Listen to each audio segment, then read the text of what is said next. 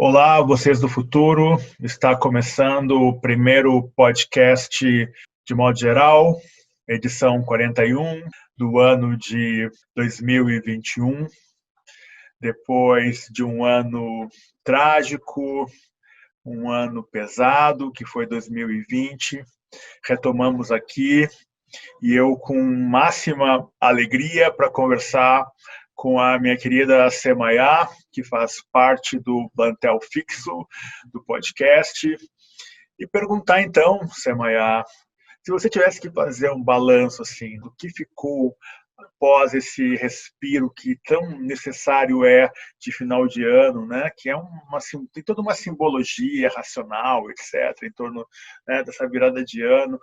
E de alguma forma a gente consegue dar uma respirada, pelo menos alguns de nós conseguem ficar com a família, etc. Como seria, assim, rapidamente, para a gente começar, o seu balanço de 2020? O que ficou marcado para você do comportamento brasileiro, da sua relação com o Brasil? Bom, vamos lá, começando esse ano, abrindo os caminhos de um ano, Paulo, que eu tenho a sensação que teve pausa, teve respiro, teve muita esperança no final do ano, assim, eu acho que com tantas notícias de mortes, um luto acumulado que a gente viveu em 2020, e na verdade tantas notícias de desgoverno, eu acho que chegamos todos ao final do ano cansados, exaustos, mas ainda assim, essa simbologia que você comentou faz com que a gente renove um pouco as esperanças. Mas eu acho que foi muito curto. Agora a gente já está chegando na terceira semana de janeiro e eu acho que a gente já recebeu vários baldes de água fria, assim. No primeiro de janeiro eu perdi minha tia para a Covid-19 e aí eu tive a sensação de que a gente está vivendo uma continuidade de 2020, assim. Então, parece que toda aquela esperança deu um choque de realidade, assim. Sinto muito, Semaia. Eu também tive alguns amigos próximos, assim, que perderam parentes próximos e realmente a onda crescente agora, e basta ver a situação em Manaus, toda essa ideia da contaminação, da imunização de rebanho, defendida até por alguns médicos, ela não se realiza em situações tão precárias, né, de assistência médica e social tão precárias, como é essa que nós temos aqui no Brasil, em várias regiões, inclusive no norte, Manaus, etc. Eu imagino que a consciência do que está acontecendo, ela vai continuar bastante frágil. Eu acompanhei várias referências, sabe, do negacionismo, pessoas mesmo, até médicos, cientistas, etc., nos Estados Unidos, fora dos Estados Unidos, que vem com uma argumentação bastante densa, sabe? A apresentação de vários motivos para, por exemplo, não usar máscara, não se preocupar, não tomar vacina. Então, alinhado com a ideia de liberdade, de bravura, de coragem, de enfrentar, sabe, a morte.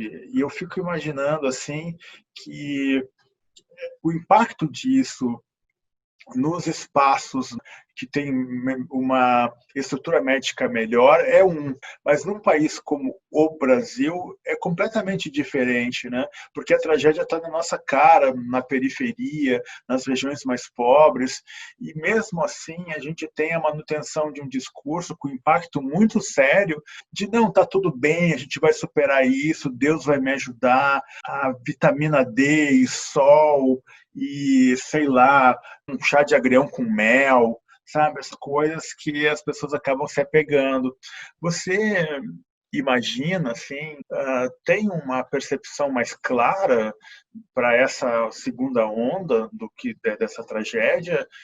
Hoje eu fui fazer uma gravação para uma reportagem lá em Pirituba. E aí eu fui de Uber. E aí eu tava desabafando, assim, sabe? Quando eu tava falando em voz alta, eu tava vendo as notícias sobre Manaus e eu acabei falando em voz alta. Falando, nossa, gente, eu não aguento mais esse país, assim, eu não aguento mais as posições do Bolsonaro, eu não aguento mais. Sabe? A gente virou o ano com o Bolsonaro mergulhando na Praia Grande, assim, tipo, são cenas marcantes e tão bizarras para quando a gente está tentando lutar por um mínimo de proteção.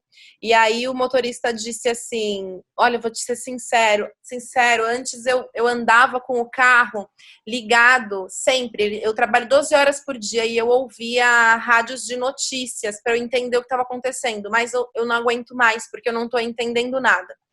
Então eu acho que a gente está no limite do eu não estou entendendo nada, e aí cada um está se apegando no que pode para se proteger do jeito que imagina. Eu acho que eu tenho ouvido muito isso, né? Ai, porque você é de uma ala ideológica, porque você é de tal ala ideológica. Eu não sei, a gente está dividido em narrativas de alas ideológicas e cada um está se agarrando em alguma coisa.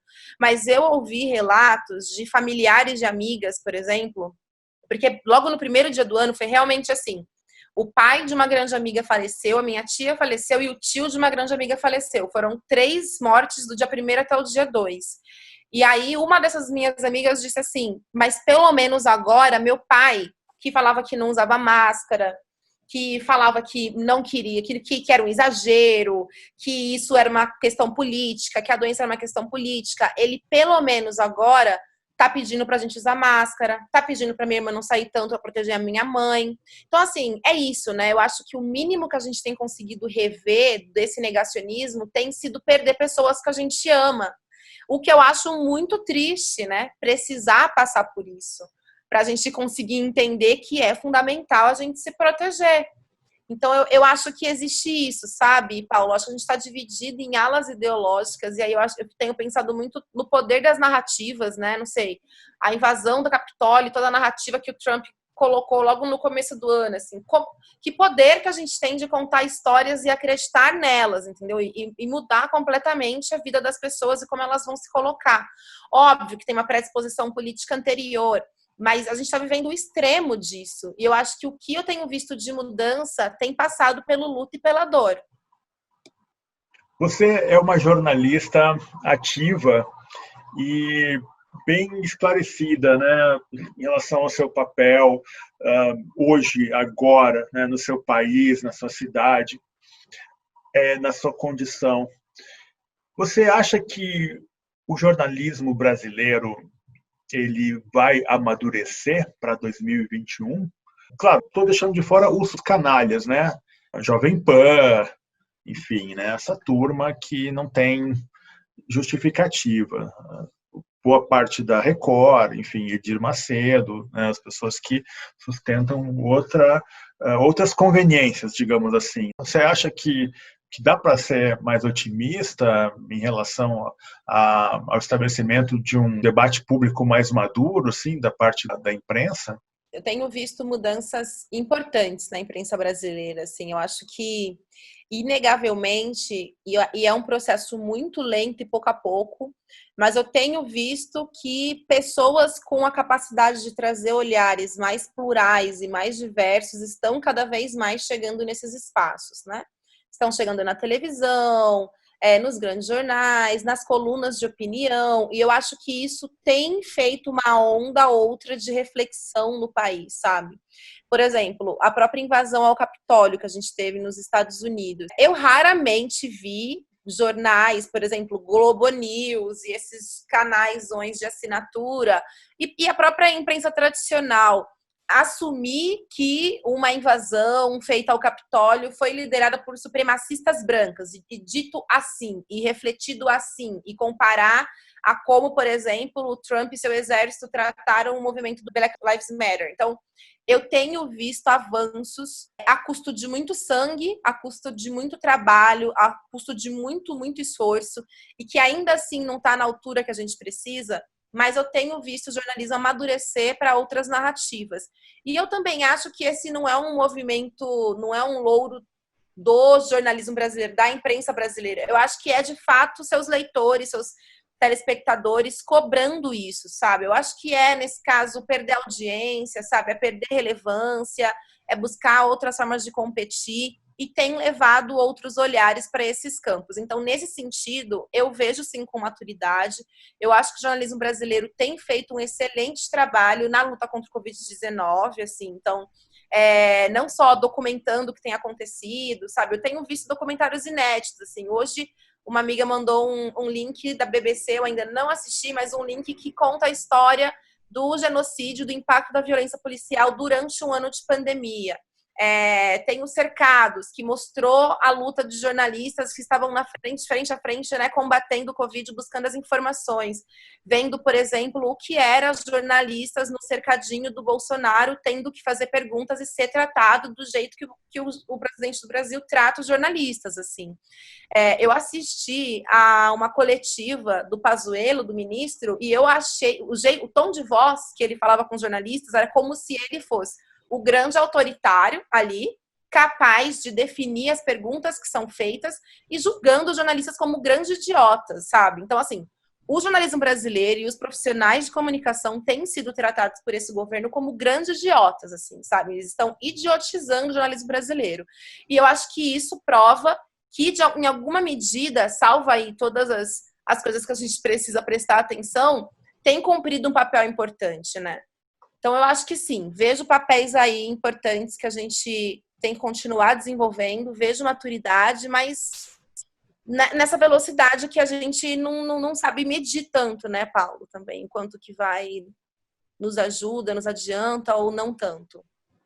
Sim, verdade. Você sabe que por questões bem práticas mesmo, nós tivemos de viajar para o sul, para o interior do Rio Grande do Sul, fomos a Porto Alegre, depois fomos para o interior do Rio Grande do Sul, interior profundo, e em algum momento eu precisei fazer uma compra no mercado, fui com máscara, tudo, né? Os pais dela estão super preservados, assim, super em choque, inclusive com outros familiares, sabe, que não estão se preservando, e porque o interior é uma coisa maluca. Em algumas cidades pelas quais eu passei, eu não vi ninguém de máscara.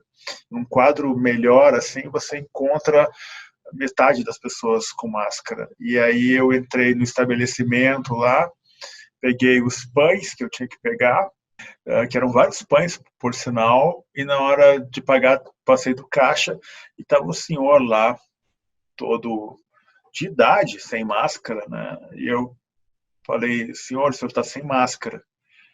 O senhor pode colocar a sua máscara? Ele disse, eu não vou colocar, eu sou o proprietário.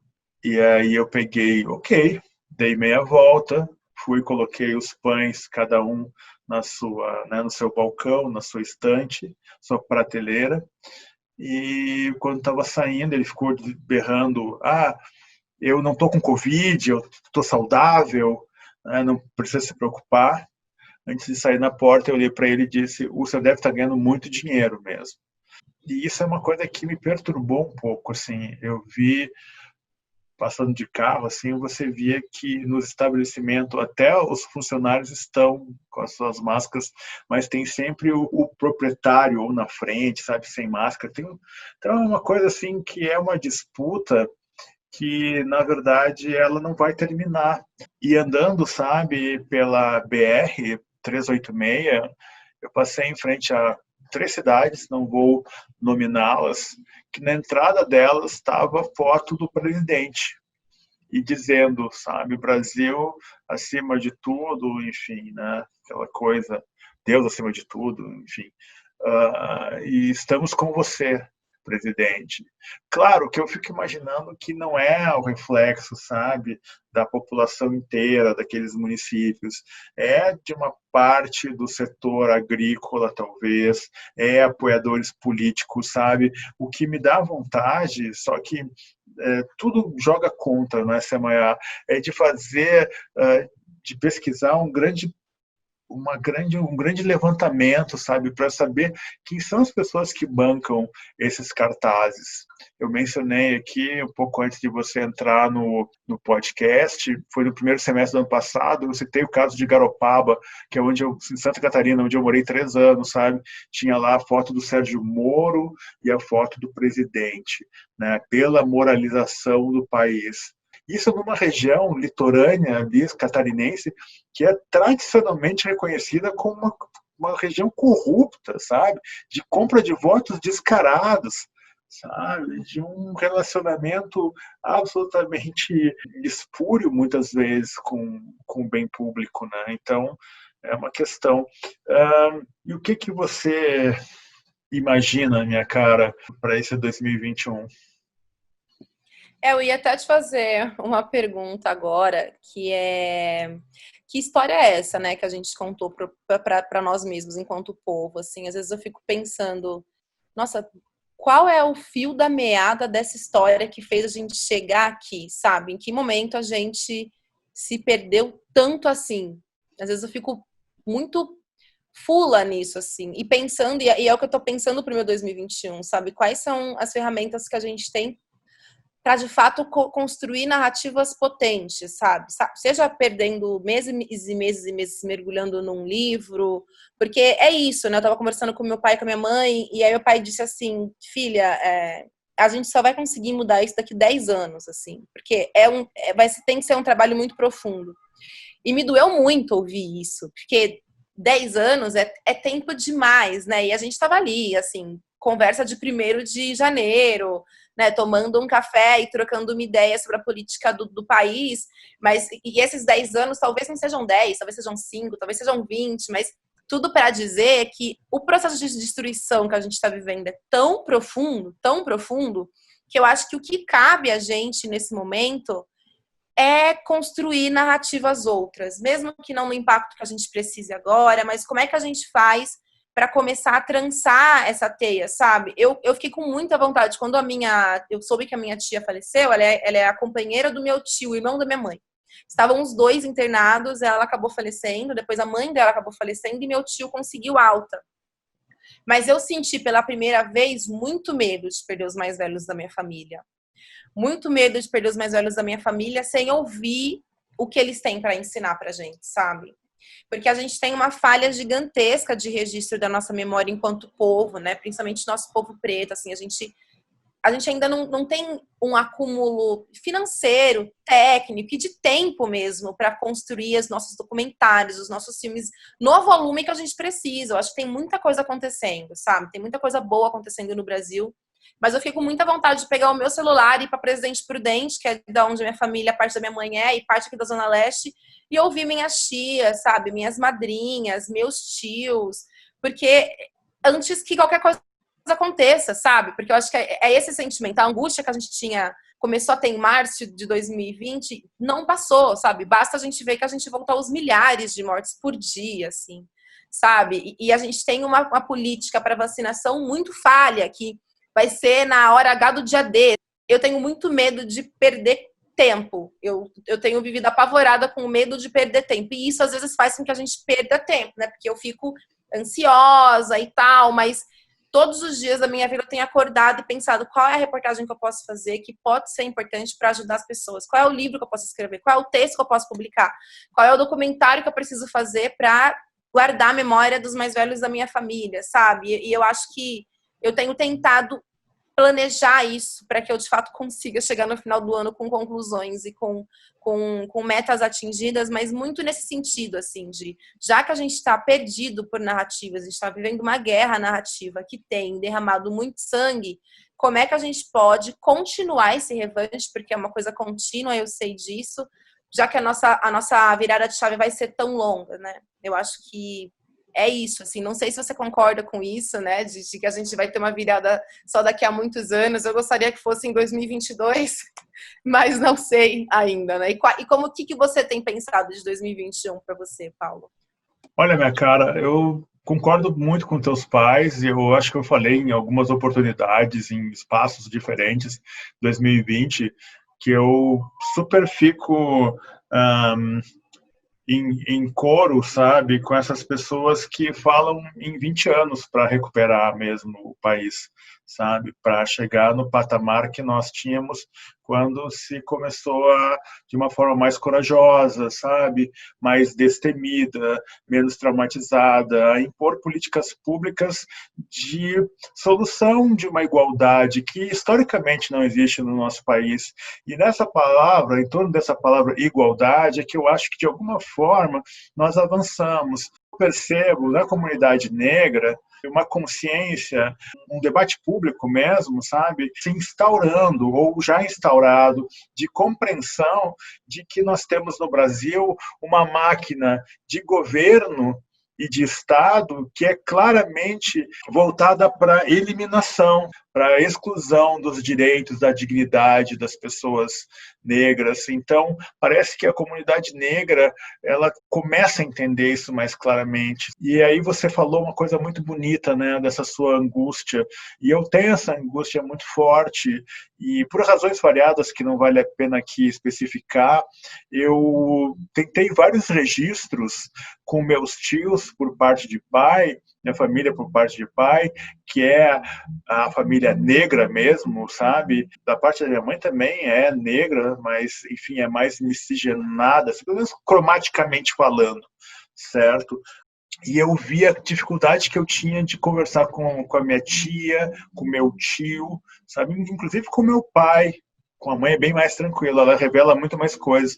Mas é tão difícil para essas pessoas, pelo menos lá no Sul, olhar para o passado, sabe? Falar das dificuldades, sabe? Falar dos detalhes, Semaia. As pessoas elas dão informações gerais, mas elas não recuperam identidades, registros, sabe? Tragédias, vitórias pessoais, arcos narrativos mais detalhados, entende? Parece que o foco deles é, de alguma forma, vencer, lutar por um futuro mais digno, debaixo desse martelo, né, que fica batendo na cabeça, sabe? Você não pode nem andar na rua de um bairro à noite sem ser parado pela polícia, sem correr risco de vida, etc., sabe?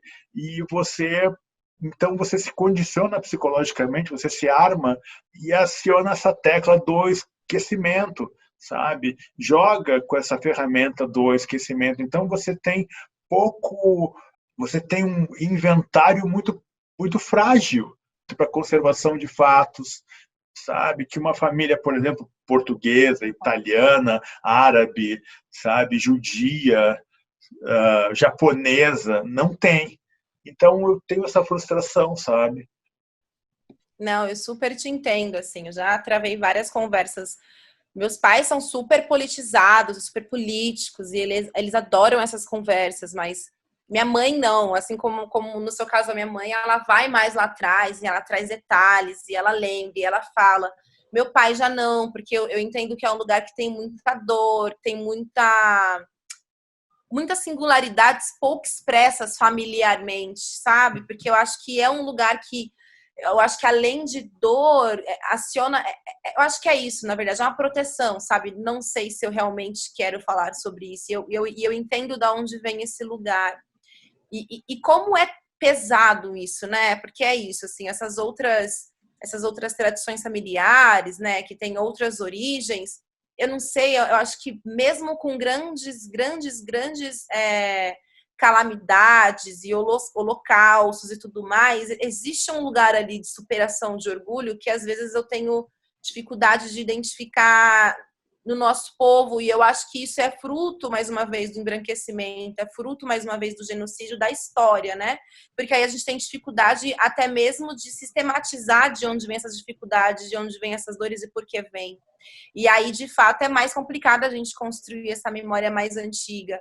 Mas olha só o quanto que a gente perde, assim. Às vezes eu fico pensando na minha avó Belinha, na minha avó Genil, o quanto que elas não lutaram para criar seus filhos, para que hoje eu e a minha irmã, toda a minha família tem conseguido mudar o patamar de vida, sabe? Mesmo com o Brasil lutando tanto contra, assim. Eu acho que os jovens da minha família têm conseguido traçar vidas outras. A gente está num patamar que às vezes eu converso com a minha irmã que a gente fala, nossa, a gente nunca imaginou estar aqui comendo nesse restaurante, ou a minha mãe não precisar cozinhar porque minha irmã pede a comida. A gente nunca imaginou viver isso. E isso é fruto de muito trabalho. Então, Claro. os mais velhos que a gente está perdendo agora, eles são muito importantes para a nossa história. Assim. Então, a gente perde um risco gigantesco de não ouvi-los, de não conseguir resgatar, e com todas essas dificuldades que a gente está conversando aqui, né? Mas isso é uma das coisas que me assaltaram muito, assim, na virada do ano. Muito porque foi isso, eu perdi uma tia, minha madrinha teve febre, e aí já ficou aquela tensão, porque em 2020 eu vi muita gente perder familiares, mas isso não tinha chegado tão perto da minha família. E nesse ano, assim, final de ano, começo de janeiro, eu tenho sentido isso muito perto, não só da minha família, mas de muita gente que está ao meu redor. E aí é isso, né? O ciclo do genocídio dando certo. Eu acho que a única forma que a gente tem de salvar é salvando a história. Eu fico imaginando que nós temos que desenvolver, e eu acho que por isso que as religiões, sabe, de matriz africana são tão ameaçadoras para muita gente, para o projeto neopentecostal, para a dominação do capital hegemônico financeiro, com parcerias com capitais estrangeiros, porque muito desse orgulho, dessa capacidade de conseguir canais de fala mesmo, sabe? Eles se resolveriam de uma forma muito interessante se uma compreensão da cultura, que não é só religiosa, sabe? Mas que a cultura da alegria, da capacidade de amar, que vem dos nossos ancestrais, circulasse melhor. Né? Hoje essas coisas se resolvem de uma forma muito incrível por várias pessoas maravilhosas que estão no YouTube, no Instagram, fazendo trabalhos maravilhosos, como Tereza Cristina, Emicida. Isso, o impacto disso não é pouco, porque se você vê nessa linha do soft power, minha cara, você vê que o grande poderio cultural, né, o grande poderio norte-americano do império, ele se sustenta não por causa, né, da sua guerra constante, né, que é um fator real. Né, eles estão sempre em guerra, inventando guerra para dominar a cena. Mas você vê o papel que tem uma Hollywood, né, no imaginário mundial.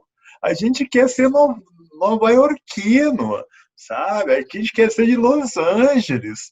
Né? A gente quer viver aquilo lá que é uma pura fantasia. Se você for para os Estados Unidos, se você tem capacidade de enxergar, evidentemente, né? Como turista, a gente pode comprar qualquer peixe. Você fica um tempo e já vê, cara, isso aqui é uma zorra. Então, é essa coisa magnífica que eu acho, talvez uma forma ingênua, né? Até porque, para mim, foi muito impactante a escrita desse último livro, porque eu aceitei dialogar com uma religiosidade que eu sempre neguei, porque eu fui da religião católica até meus 11 anos, crismado e primeira comunhão, e eu rompi com todas as igrejas, entende? Todas as religiões. Eu que sou neto de mãe de santo. Eu, assim, não vou traçar a minha vida a partir da racionalidade, entende? Da ética. Minha igreja é a filosofia, é a literatura, por exemplo, de um Camus, quando fala do homem revoltado, né, que não abraça a morte, né, se revolta contra a morte. Sartre, enfim, éticas racionais. Você vê que esses discursos não são tão permeáveis como a música, como a festa, a alegria, o orgulho que vem, né, do poder se expressar. Então, isso para mim foi uma revolução muito recente, assim, e foi muito bonito, sabe, que os últimos 5 anos me trouxeram nessa ampliação da consciência, Semaia, a percepção da religiosidade. E aí eu vi, não, mas só um pouquinho, tem um poder e tem uma beleza aqui, sabe? Então, eu aposto muito nessa transformação, porque isso, da minha perspectiva privada, foi importante. Um dia eu estava conversando com a Jurema Werneck e ela disse assim, eu não falo do candomblé do ponto de vista da religiosidade, eu falo do ponto de vista da técnica, do fundamento. Que existe uma técnica ali de sobrevivência, né? Quando eu vou pro terreiro, eu sou uma mulher de candomblé recente, assim, não tenho muitos anos, eu ainda sou a Bian, então eu sou uma aprendiz, não fiz o santo ainda, mas quando eu vou pro terreiro, e é muito louco isso, e eu me deparo com a necessidade de cozinhar, de picar os alimentos, de varrer, de conversar com a minha mãe de santo, de conversar com as outras pessoas da minha família de santo. Aquilo, para mim, é um jeito de eu me conectar com aqui o agora. E aí, eu acho que o que mais levo no meu coração do candomblé é isso, assim, tipo, que a gente está num tempo em que estão disputando a nossa mente, o nosso foco, essa ansiedade sem fim, esse desespero sem fim, essa incapacidade de ficar no agora. Quando você tá num terreiro, você não tem outra escolha a não ser ficar no agora, você não tem outra escolha a não ser limpar um banheiro, a não ser lavar uma louça, a não ser picar uma comida, a não ser ficar atenta no tempo certinho que você tá fritando um alimento que você fez servir pro orixá. Então, assim, o candomblé ele traz essa conexão nossa com o agora, com conhecer quais as plantas que você tem ali, o que elas podem trazer para você agora, o que elas podem te aliviar em dor agora. Então, acho que essa conexão com o agora é uma coisa que a gente precisa urgentemente, assim. Eu vi matérias recentes dizendo o quanto as periferias estão cada vez mais perdidas em depressão e ansiedade, sabe? Isso é uma condição generalizada do nosso povo, sabe? E num país em que a gente tem pouquíssimas condições de arcar com um tratamento de saúde mental, né? Em que uma hora com uma terapeuta fazendo sabe? Às vezes é o que a diarista leva no dia, sabe? Ou muito mais. Então, assim, como que a gente faz para conseguir criar essas técnicas? E o candomblé, para mim, é esse lugar, assim, em que eu consigo me conectar com o agora. E eu sempre saí de lá muito aliviada, não só por toda a potência e toda a crença que eu tenho nas divindades, mas por eu ter conseguido estar ali, naquele momento, longe do meu celular, fazendo o que eu preciso ser feito. E eu tenho tentado trazer essa energia do terreiro para dentro da minha casa, trabalho. E o que é difícil, é desafiador para mim. Mas eu acho que esse campo da religião, para mim, é isso. Assim, a religião é algo que eu possa colocar no meu dia a dia, que eu possa viver.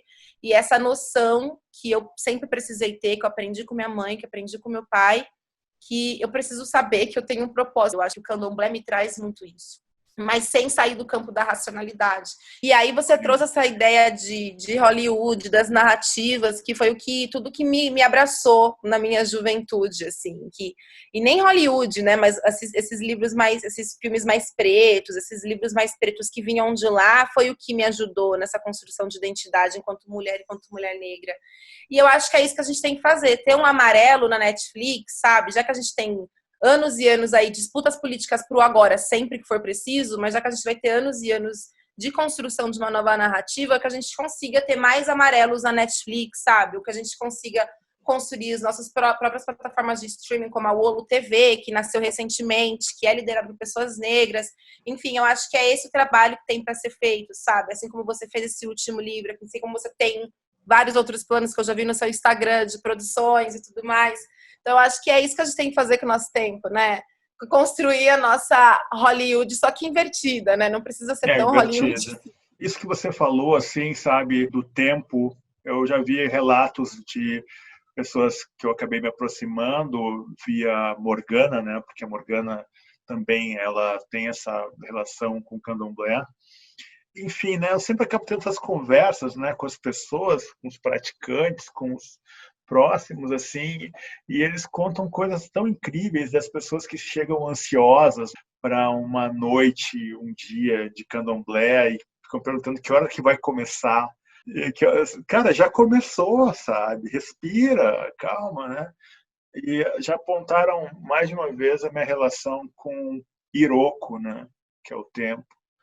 E então, até tem uma mediunidade também que era apontada, sabe, quando eu era criança, assim, que eu, de alguma forma está introjetada na minha cabeça, assim, uma coisa de preservação que eu já escutei de uma xamã, que eu já escutei também de uma terapeuta, que eu me analisei um tempo sem eu falar nada, essa coisa de ser meio filtro, sabe, esse pessoa filtro, assim, sabe, que pega o que não está legal e passa e devolve, né? Que tem um esvair de energia que você tem que se preservar.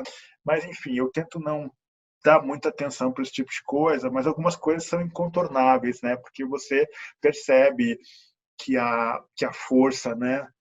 Que a não vou dizer magia, mas que a energia, sabe? Que o poder mesmo está ali. Aí você tem essa escolha de aceitar, de aderir ou não.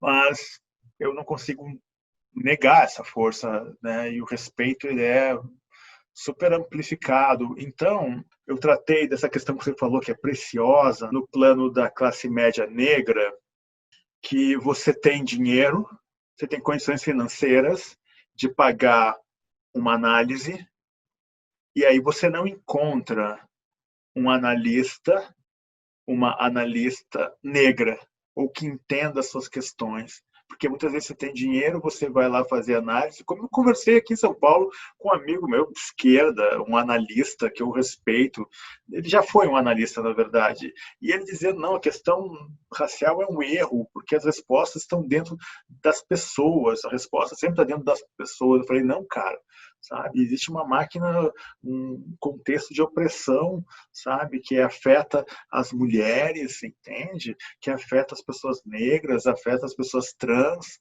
questão de gênero, o próprio trabalhador, independente da cor, enfim, sabe, que não são para se resolver dentro de você mesmo, entende? Isso é muito desconectado do mundo, sustentar disso, que a resposta está sempre dentro de você mesmo, sabe, você pode tudo, sabe, isso é ingênuo, sabe, isso é anos 80 demais para o meu gosto. E aí, nesse sentido, eu pesquisei bastante sobre esse Semanhá para o último livro, como eu pesquisei para o Habitante Irreal, na questão da medicina, como as médicas e médicos concursados naquele projeto mais claro, mais humanitário dos governos anteriores, de assistência médica à comunidade indígena, eles não conseguem dialogar com as pessoas indígenas que ainda têm toda uma relação espiritual com a mata, com as ervas, com as entidades do mato, da mata, como forma de cura. E aquilo que eu botei no romance, que é a Maína chegando grávida para consultar com uma médica no interior do Rio Grande do Sul, que elas eram pegas de Kombi na beira da estrada e eram levadas até a cidade onde tinha essa unidade de assistência. Aquela médica branca, recém-concursada, cheia de boas intenções, não conseguia entender as idiosincrasias e particularidades da protagonista do romance. E a protagonista, no alto dos seus 15 anos, que para uma mulher indígena, né, já está na maturidade, ela olhava assim e dizia, tá, não vou me explicar mais, não vou tentar explicar mais, eu só vou ter um filho, sabe?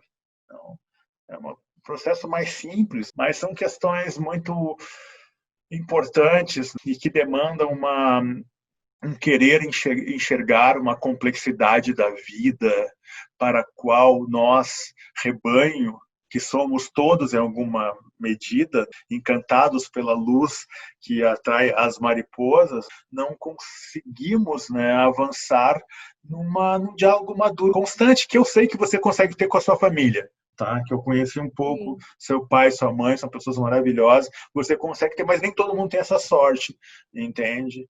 E eu, em relação à minha família, não em relação apenas, não tão em relação ao meu pai, minha mãe, mas meus tios, meus primos, meus avós, enfim, eu sempre coloquei essa questão porque eu sempre fui o neto, o sobrinho problemático, né? Eu sempre quis debater tudo.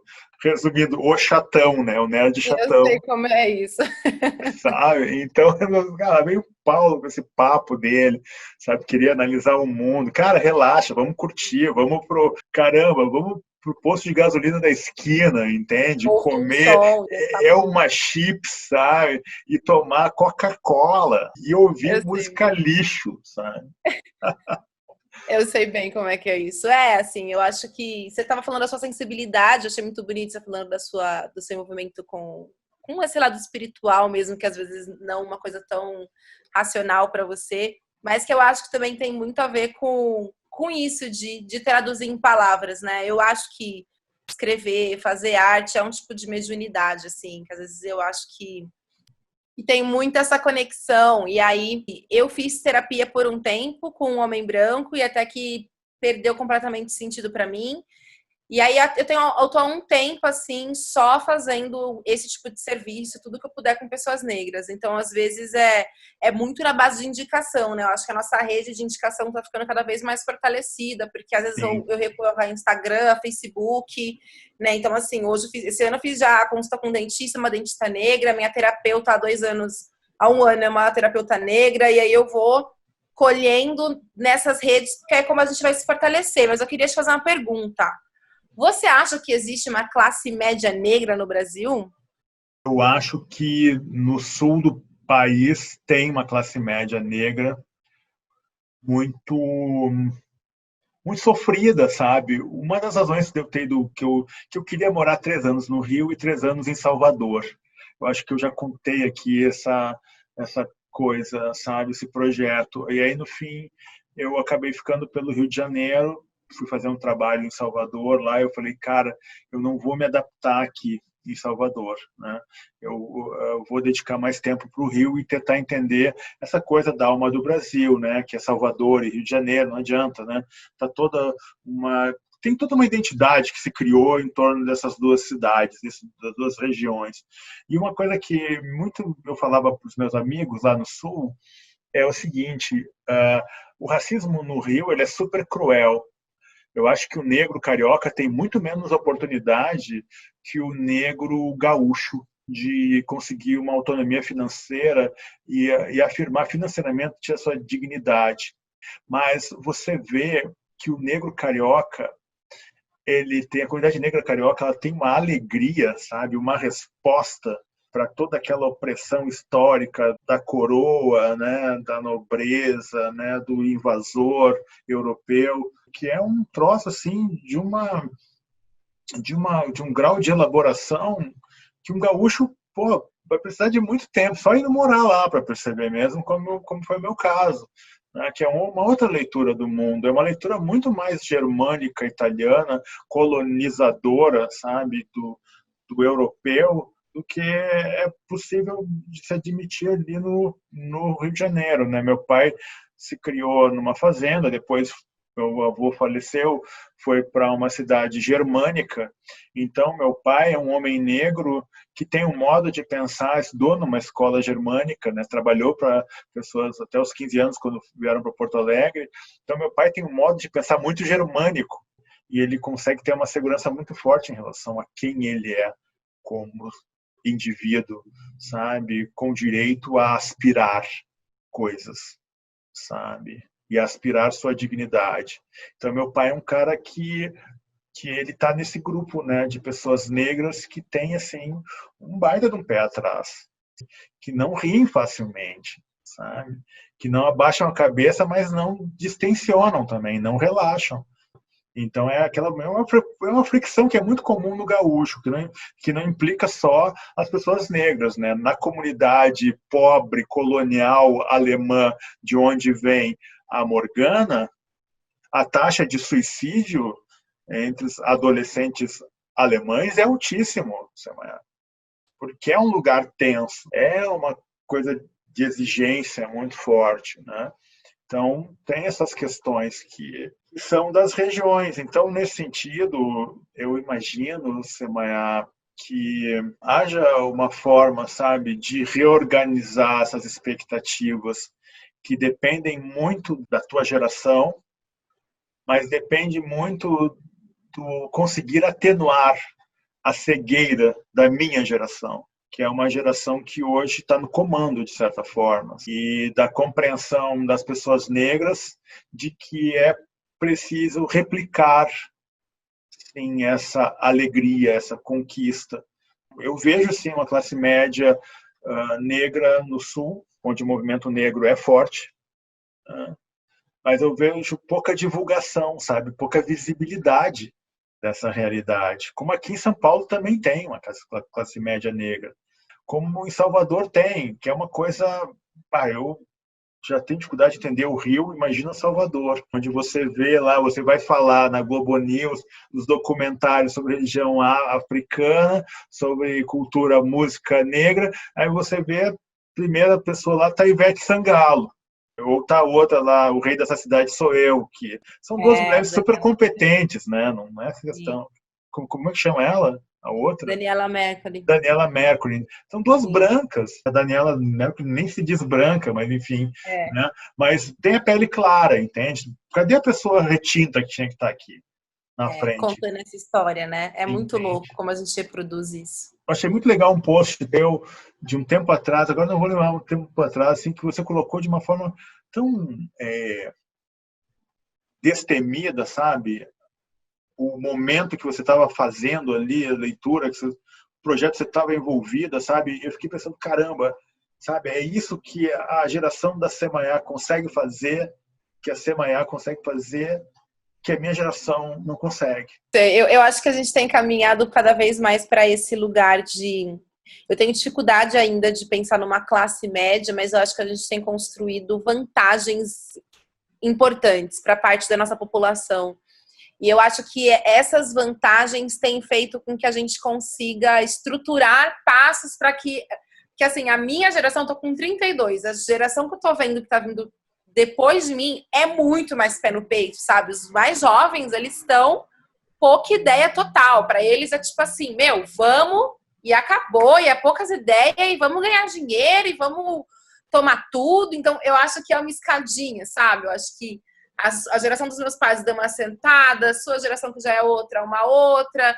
Eu e a minha geração também estamos aqui nesse... Mas, assim, a gente tá, de fato, conseguindo estruturar um pouco mais de consistência para a revolução que a gente tem visto acontecer na juventude, assim. Então, sei lá, eu quando eu entrei na universidade foi super traumático para mim a faculdade, assim, sabe? Eu não consegui ter amigos, viver a faculdade, sou uma universitária. Não, tipo, eu ia para a faculdade, fazia o que eu tinha que fazer, com 1000 questões, me achando super incapaz, tendo que estudar de madrugada, trabalhando de operadora de telemarketing, para agora, sabe, as minhas primas estarem pisando na faculdade num outro lugar, ou pessoas mais jovens que eu conseguirem, não. Agora a gente tem grupo de juventude negra na faculdade, a gente tem, e isso faculdades particulares. Então, assim, o pouco avanço que a gente tem conseguido tem sido suficiente exatamente para a gente construir um pouco disso que você disse, sabe, que é o mínimo de alívio, o mínimo de frescor que os nossos pais não conseguiram desfrutar, ou quando desfrutava era ainda de um lugar muito tenso, muito restrito, muito individual, muito particular, né? Mas a gente carrega uma desconfiança no coração, né? A gente está sempre desconfiado de alguma coisa. Eu tô sempre desconfiada de alguma coisa, mas tá chegando um bonde aí que já não tá tão afim de criar concessões para suas alegrias, para os seus momentos de leveza, para que a gente também possa rir mais, para que a gente possa construir. E eu acho isso muito importante, porque eu acho que tudo isso faz parte desse combo narrativo que vai fazer a comunidade preta periférica nos próximos anos continuar criando grandes revoluções no Brasil, sabe? Eu acho que é isso que me alivia, assim. Que ótimo, muito bom. Querida, se você tivesse que formular uma personagem, assim, um arco narrativo de uma personagem qualquer, pode ser bem corriqueiro, né, que tivesse relação com 2020, assim, por onde você iria? Eu acho que eu pensaria numa cobra, assim, sabe? Eu gostaria de Maravilhoso. construir uma personagem a partir de uma cobra.